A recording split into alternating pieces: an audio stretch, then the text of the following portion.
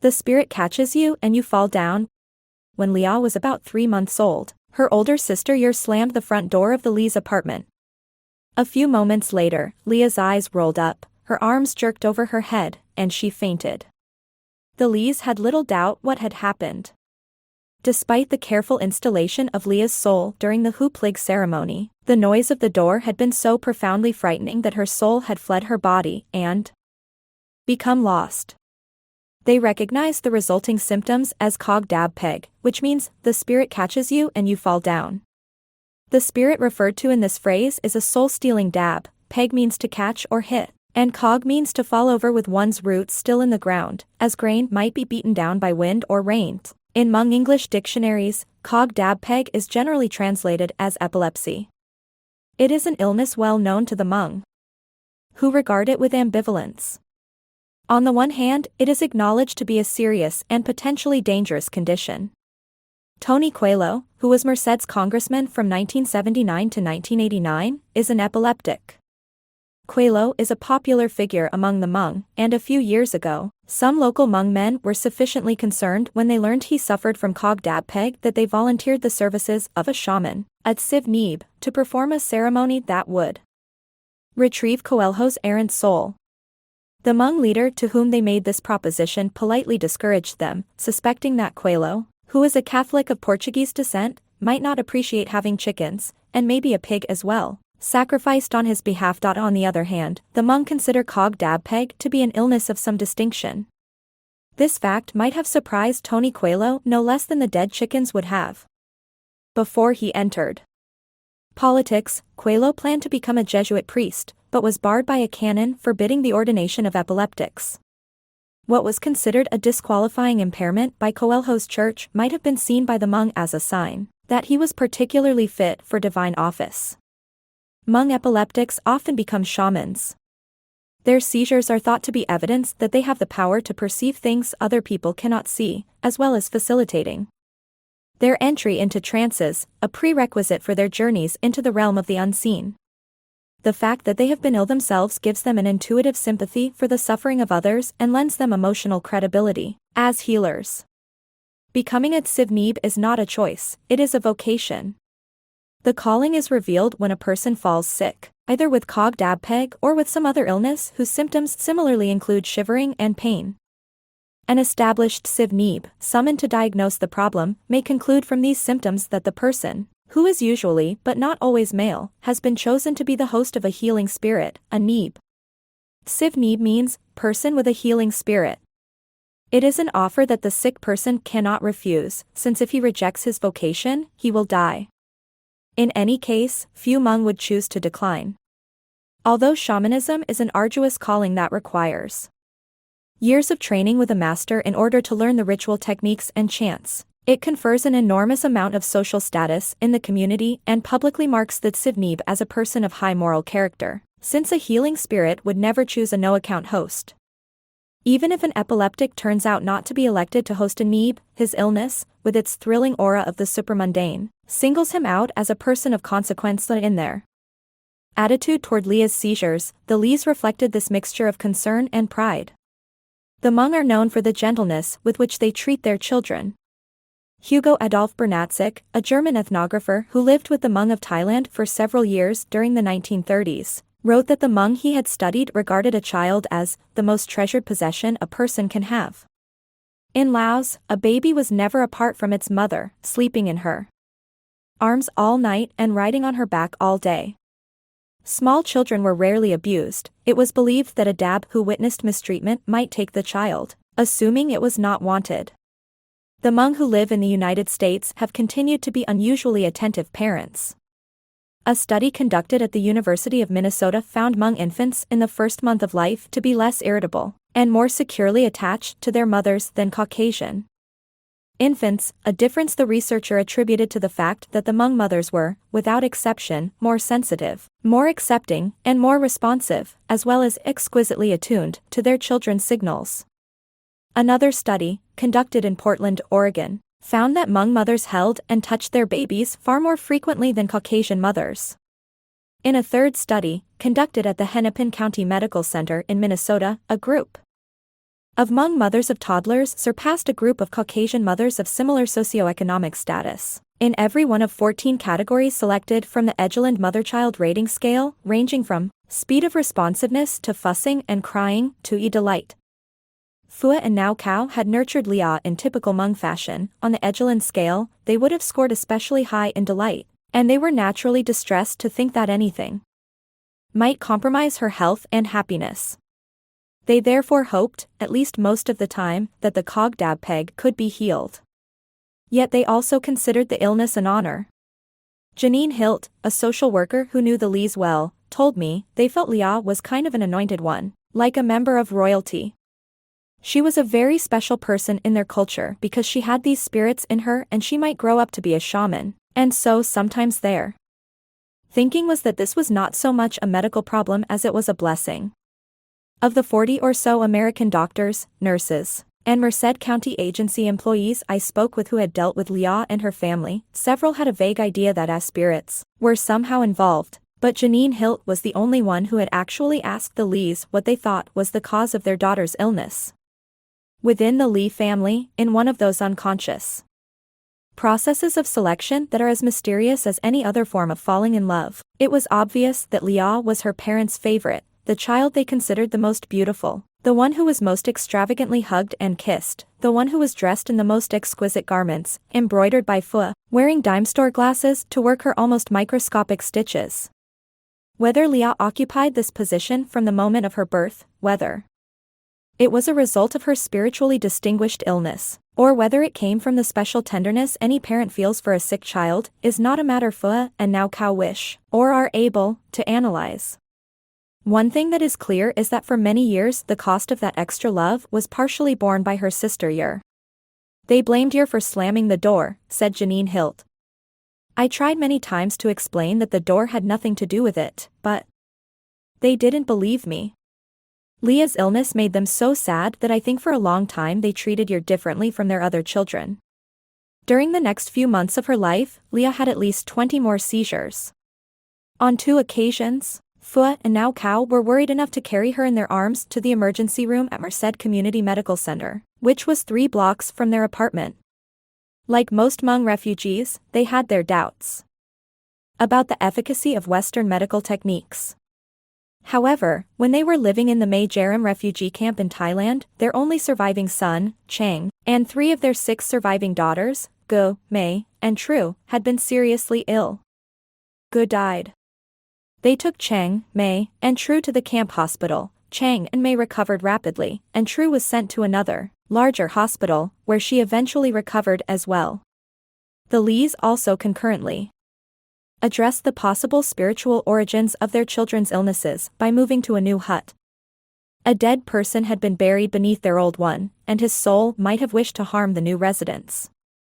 This experience did nothing to shake their faith in traditional Hmong beliefs about the causes and cures of illness, but it did convince them that on some occasions Western doctors could be of additional help, and that it would do no harm to hedge. Their Bedstock County hospitals have a reputation for being crowded, dilapidated, and dingy. Merced's County Hospital, with which the Lees would become all too familiar over the next few years, is none of these. The MCMC complex includes a modern, 42,000 square foot wing. It looks sort of like an art moderne ocean liner that houses coronary care, intensive care, and transitional care units, 154 medical and surgical beds, medical and radiology laboratories, outfitted with state-of-the-art diagnostic equipment, and a blood bank. The waiting rooms in the hospital and its attached clinic have unshredded magazines, unsmelly bathrooms, and floors that have been scrubbed to an aseptic gloss. MCMC is a teaching hospital, staffed in part by the faculty and residents of the Family Practice Residency, which is affiliated with the University of California at Davis. The residency program is nationally known, and receives at least 150 applications annually for its 6 first-year positions. Like many other rural county hospitals, which were likely to feel the healthcare crunch before it reached urban hospitals, MCMC has been plagued with financial problems throughout the last 20 years. It accepts all patients, whether or not they can pay. Only 20% are privately insured, with most of the rest receiving aid from California's Medi-Cal, Medicare, or medically indigent adult programs, and a small, but to the hospital, costly, percentage neither insured nor covered by any federal or state program. The hospital receives reimbursements from the public programs, but many of those reimbursements have been lowered or restricted in recent years. Although the private patients are far more profitable, MCMC's efforts to attract what its administrator has called an improved payer mix have not been very successful. Merced's wealthier residents often choose either a private Catholic hospital 3 miles north of MCMC or a larger hospital in a nearby city such as Fresno. MCMC went through a particularly rough period during the late 80s, hitting bottom in 1988, when it had a $3.1 million deficit. During this same period, MCMC also experienced an expensive change in its patient population. Starting in the late 70s, Southeast Asian refugees began to move to Merced in large numbers. The city of Merced, which has a population of about 61,000, now has just over 12,000 Hmong. That is to say, 1 in 5 residents of Merced is Hmong. Because many Hmong fear and shun the hospital, MCMC's patient rolls reflect a somewhat lower ratio, but on any given day there are still Hmong patients in almost every unit. Not only do the Hmong fail resoundingly to improve the payer mix, more than 80% are on Medi-Cal, but they have proved even more costly than other indigent patients, because they generally require more time and attention, and because there are so many of them that MCMC has had to hire bilingual staff members to mediate between patients and providers. There are no funds in the hospital budget specifically earmarked for interpreters, so the administration has detoured around that technicality by hiring Hmong lab assistants, nurses aides, and transporters, who are called upon to translate in the scarce interstices between analyzing blood, emptying bedpans, and rolling postoperative patients around on gurneys. In 1991, a short-term federal grant enabled MCMC to put skilled interpreters on call around the clock, but the program expired the following year. Except during that brief hiatus, there have often been no Hmong-speaking employees of any kind present in the hospital. At night, obstetricians have had to obtain consent for cesarean sections or episiotomies using embarrassed teenaged sons, who have learned English in school, as translators. 10-year-old girls have had to translate discussions of whether or not a dying family member should be resuscitated. Sometimes not even a child is available. Doctors on the late shift in the emergency room have often had no way of taking a patient's medical history, or of asking such questions as where do you hurt? How long have you been hurting? What does it feel like? Have you had an accident?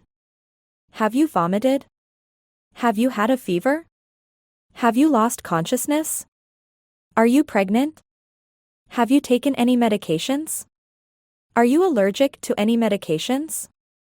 Have you recently eaten? The last question is of great importance if emergency surgery is being contemplated, since anesthetized patients with full stomachs can aspirate the partially digested food into their lungs, and may die if they choke or if their bronchial linings are badly burned by stomach acid. I asked one doctor what he did in such cases. He said, practice veterinary medicine. On October 24, 1982, the first time that Phua and now Qaug carried Leah to the emergency room, MCMC had not yet hired any interpreters, de jure or de facto, for any shift.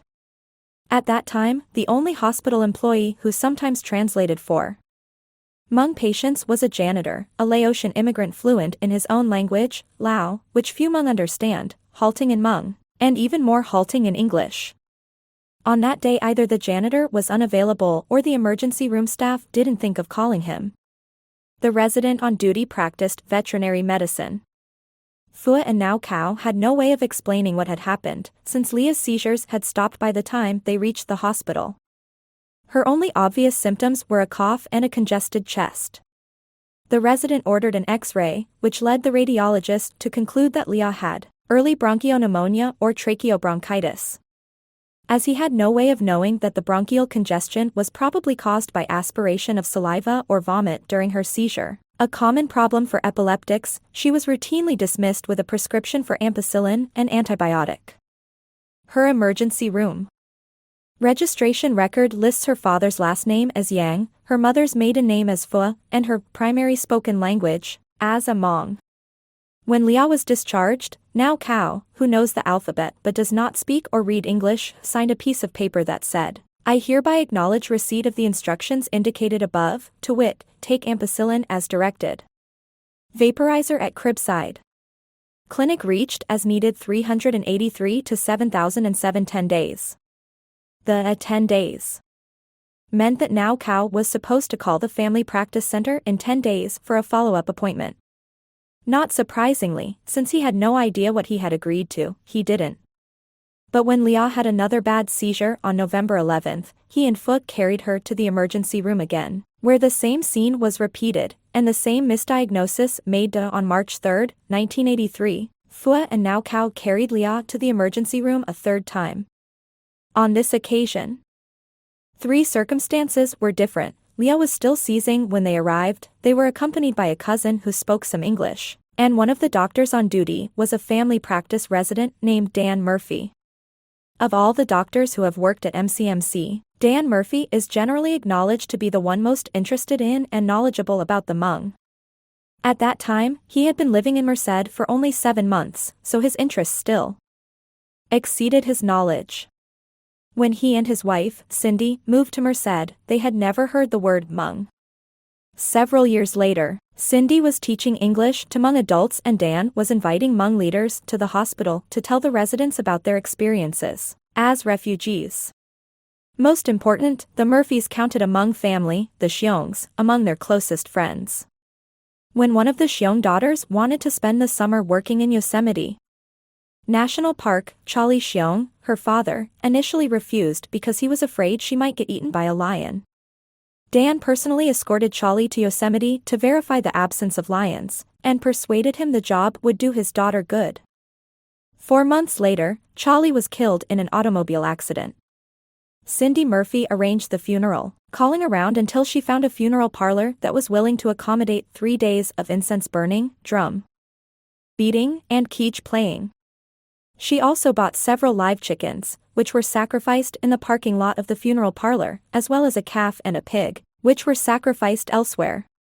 When Dan first saw the Lees, he instantly registered that they were Hmong, and he thought to himself, this won't be boring. Many years later, Dan, who is a short, genial man with an Amish-style beard and an incandescent smile, recalled the encounter. I have this memory of Leah's parents standing just inside the door to the holding a chubby little round-faced baby. She was having a generalized seizure. Her eyes were rolled back, she was unconscious, her arms and legs were kind of jerking back and forth, and she didn't breathe much. Every once in a while, there would be no movement of the chest wall and you couldn't hear any breath sounds. That was definitely anxiety-producing. She was the youngest patient I had ever dealt with who was seizing. The parents seemed frightened, not terribly frightened though, not as frightened as I would have been if it was my kid. I thought it might be meningitis, so Leah had to have a spinal tap, and the parents were real resistant to that. I don't remember how I convinced them. I remember feeling very anxious because they had a real sick kid and I felt a big need to explain to these people, through their relative who was a not very good translator, what was going on, but I felt like I had no time, because we had to put in her scalp with Valium to stop the seizures, but then Leah started seizing again and the 4 went into the skin instead of the vein, and I had a hard time getting another one started. Later on, when I figured out what had happened, or not happened, on the earlier visits to the I felt good. It's kind of a thrill to find something someone else has missed, especially when you're a resident and you are looking for excuses to make yourself feel smarter than the other physicians. Among Dan's notes in Leah's history and physical examination record were history of present illness. The patient is an 8-month Hmong female, whose family brought her to the emergency room after they had noticed her shaking and not breathing very well, for a 20-minute period of time. According to the family, the patient has had multiple like episodes in the past, but have never been able to communicate this to emergency room doctors on previous visits secondary to a language barrier. An English-speaking relative available tonight stated that the patient had had intermittent fever and cough for 2 to 3 days prior to being admitted. Family social history, unobtainable secondary to language difficulties. Neurological. The child was unresponsive to pain or sound. The head was held to the left with intermittent tonic-clonic, first rigid, then jerking, movements of the upper extremities. Respirations were suppressed during these periods of clonic movement. Grunting respirations persisted until the patient was given 3 milligrams of Valium IV. Dan had no way of knowing that Fua and now qaug had already diagnosed their daughter's problem as the illness where the spirit catches you, and you fall down. Fua and now qaug had no way of knowing that Dan had diagnosed it as epilepsy, the most common of all neurological disorders. Each had accurately noted the same symptoms, but Dan would have been surprised to hear that they were caused by soul loss, and Leah's parents would have been surprised to hear that they were caused by an electrochemical storm inside their daughter's head that had been stirred up by the misfiring of aberrant brain cells. Dan had learned in medical school that epilepsy is a sporadic malfunction of the brain, sometimes mild and sometimes severe, sometimes progressive and sometimes self-limiting, which can be traced to oxygen deprivation during gestation, labor, or birth, a head injury, a tumor, an infection, a high fever, a stroke, a metabolic disturbance, a drug allergy, a toxic reaction to a poison. Sometimes the source is obvious: the patient had a brain tumor or swallowed strychnine, or crashed through a windshield, but in about 7 out of 10 cases, the cause is never determined. During an epileptic episode, instead of following their usual orderly protocol, the damaged cells in the cerebral cortex transmit neural impulses simultaneously and chaotically. When only a small area of the brain is involved, in a focal seizure, an epileptic may hallucinate or twitch or tingle but retain consciousness. When the electrical disturbance extends to a wide area, in a generalized seizure, consciousness is lost either for the brief episodes called petit mal or absence seizures, or for the full-blown attacks known as grand mal. Except through surgery, whose risks consign it to the category of last resort, epilepsy cannot be cured, but it can be completely or partially controlled in most cases by anticonvulsant drugs. The Hmong are not the only people who might have good reason to feel ambivalent about suppressing the symptoms. The Greeks called epilepsy the sacred disease. Dan Murphy's diagnosis added Leah Lee to a distinguished line of epileptics that has included Soren Kierkegaard, Vincent van Gogh, Gustave Flaubert, Lewis Carroll, and Fyodor Dostoevsky, all of whom, like many Hmong shamans, experienced powerful senses of grandeur and spiritual passion during their seizures, and powerful creative urges in their wake. As Dostoevsky's Prince Mishkin asked, "What if it is a disease? What does it matter that it is an abnormal tension, if the result, if the moment of sensation, remembered and analyzed in a state of health, turns out to be harmony and beauty brought to their highest point of perfection, and gives a feeling, undivined and undreamt of till then, of completeness, proportion, reconciliation, and an ecstatic and prayerful fusion in the highest synthesis of life?" Although the inklings Dan had gathered of the transcendental Hmong worldview seemed to him to possess both power and beauty, his own view of medicine in general, and of epilepsy in particular, was, like that of his colleagues at MCMC, essentially rationalist. Hippocrates' skeptical commentary on the nature of epilepsy, made around 400 BC, pretty much sums up Dan's own frame of reference. "It seems to me that the disease is no more divine than any other. It has a natural cause just as other diseases have. Men think it is divine merely because they don't understand it. But if they called everything divine which they do not understand, why, there would be no end of divine things." Aaliyah's seizure was a grand mal episode, and Dan had no desire to do anything but stop it. He admitted her to MCMC as an inpatient. Among the tests she had during the 3 days she spent there were a spinal tap, a CT scan, an EEG, a chest X-ray, and extensive blood work. Fua and now qaug signed authorization for and consent to surgery or special diagnostic or therapeutic procedures forms, each several hundred words long, for the first 2 of these. It is not known whether anyone attempted to translate them, or, if so, how. "Your physician has requested a brain scan utilizing computerized tomography," was rendered in Hmong. None of the tests revealed any apparent cause for the seizures. The doctors classified Leah's epilepsy as idiopathic, cause unknown. Leah was found to have consolidation in her right lung, which this time was correctly diagnosed as aspiration pneumonia resulting from the seizure. Fua and now qaug alternated nights at the hospital, sleeping in a cot next to Leah's bed. Among the nurse's notes for Leah's last night at the hospital were 0001. Skin cool and dry to touch, color good pink. Mom is with babe at this time is breastfeeding. Mom informed to keep babe covered with a blanket for the babe is a little cool. 0400, babe resting quietly with no acute distress noted. Mom breast feeds off on. 0600, sleeping. 0730, awake, color good. Mother fed. 1200, held by mother. Leah was discharged on March 11, 1983.